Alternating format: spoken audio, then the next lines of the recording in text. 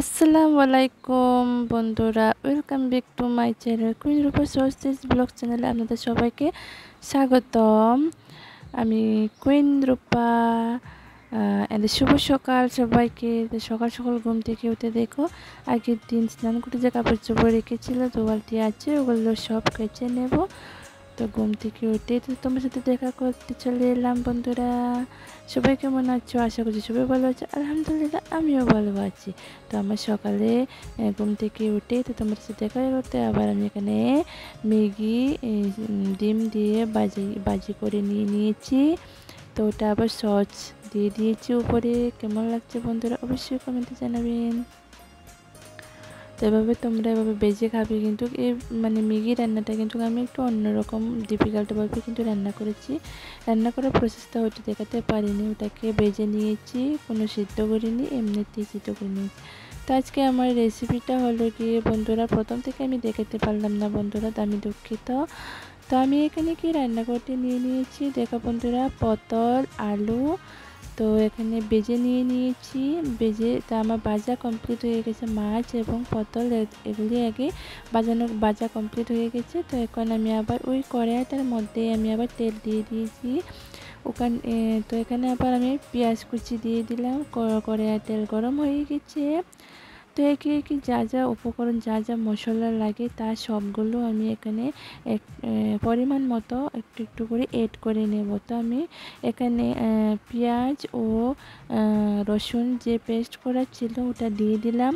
তো ওটাকে পেঁয়াজটা বাদামি বর্ণ হয়ে আসার পর তো আমি ওটাকে এভাবে নেড়ে চেড়ে একটু ভেজে নেব। কেননা একটু যদি ভেজে না নিই তাহলে একটা কাঁচা ভাব গন্ধ থাকলে কিন্তু তরকারিটা খেতে ভালো লাগে না। তো আমি এখানে লঙ্কা গুঁড়ো দিয়ে দিলাম, এরপর দেব হলুদ গুঁড়ো, এরপর দেব জিরা গুঁড়ো। একসাথে মিক্স করে রাখা আছে আমার জিরা গুঁড়ো এবং ধনে গুঁড়ো, কিন্তু আমি সবসময় একরকমই এড করে রাখি। তো এখানে আমি দেড় চামচ দিয়ে দিলাম হলুদ। তো এখানে আমি আবার একটু জিরে ধনে গুঁড়ো একসাথে দিয়ে দিলাম। তো এটাকে একসাথে আমি মিক্স করে ভেজে নেব মশলাগুলো বন্ধুরা। বন্ধুরা প্রথম থেকে লাস্ট অবধি সবাই কিন্তু দেখবেন, না দেখলে কিন্তু বুঝতে পারবেন না।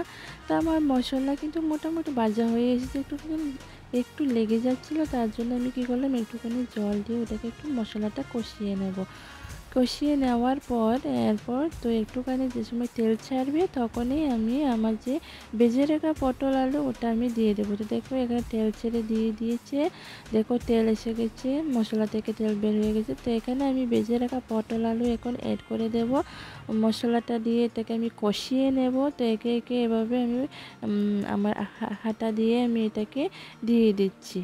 তো এটাকে মশলা দিয়ে লাল লাল করে কষিয়ে নেব। অবশ্যই বন্ধুরা, আপনারা যে নতুন বন্ধুরা আছেন যারা আমার ভিডিওটি দেখছেন, যে যেখান থেকে দেখছেন, আমার ভিডিও যদি আপনাদের কোনো জায়গায় কোনো অংশ ভালো লেগে থাকে অবশ্যই সাবস্ক্রাইব করে বেল আইকনটি প্রেস করে আমার পাশেই থেকে যাবেন।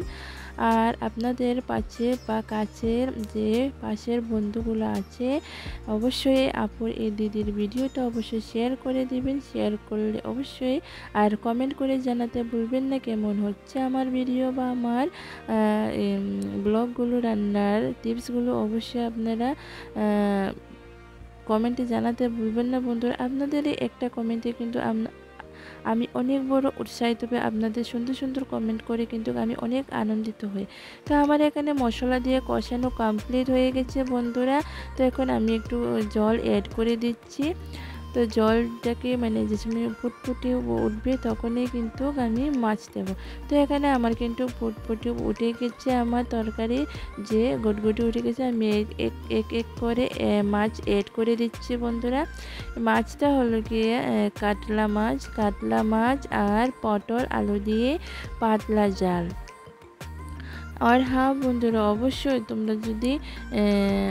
তোমরা একবার এভাবে ট্রাই করে দেখবে। অবশ্যই খেতে কিন্তু খুব দুর্দান্ত হয়েছিল। এই ভিডিওটা কিন্তু আমার অনেক দিন আগেই নেওয়া ছিল বন্ধুরা, কিন্তু আমি এক এক করে সব ভিডিও দিচ্ছি, তোমাদের সাথে শেয়ার করছি বন্ধুরা। তো আমার এখানে কিন্তু তরকারি রান্না কিন্তু মোটামুটি কমপ্লিট হয়ে গেছে বন্ধুরা। দেখো তোমরা হয়তো দেখে বুঝতেই পারছো। কেমন হয়েছে কালারটা, তরকারির কালার তোর মানে অবশ্যই কমেন্ট করে জানাতে ভুলবেন না বন্ধুরা। তো আমি এখানে গ্যাসের ইয়েটা বন্ধ করে দিয়েছি। তো কেমন হয়েছে অবশ্যই দেখে নিন বন্ধুরা। খুবই সুন্দর হয়েছে, খুবই কালারটা অসাম হয়েছে বন্ধুরা। খুবই খেতেও কিন্তু খুব দারুণ হয়েছিল বন্ধুরা। অবশ্যই আপনারা একবার বাড়িতে ট্রাই করে দেখবেন বন্ধুরা। তো এখানে আমি আমার ভিডিও এখানেই শেষ করছি। আপনারা কিন্তু আপনাদের কমেন্টের মাধ্যমে মতামত জানাতে কিন্তু ভুলবেন না বন্ধুরা। কেমন হয়েছে, অসাধারণ হয়েছে খেতে কিন্তু বন্ধুরা। আমি আবার নিত্য নতুন নিয়ে আপনাদের সাথে আবার নতুন ভিডিও নিয়ে ব্লগ নিয়ে আবার নেক্সট দিন আবার চলে আসছি বন্ধুরা। এ কথা বলে আমি আমার কথা এখানেই শেষ করছি, আমার ভিডিও এখানেই শেষ করছি বন্ধুরা। সবাই ভালো থাকবেন, সুস্থ থাকবেন। খুদা হাফিজ, আসসালামু আলাইকুম, tata, bye bye, thanks for watching.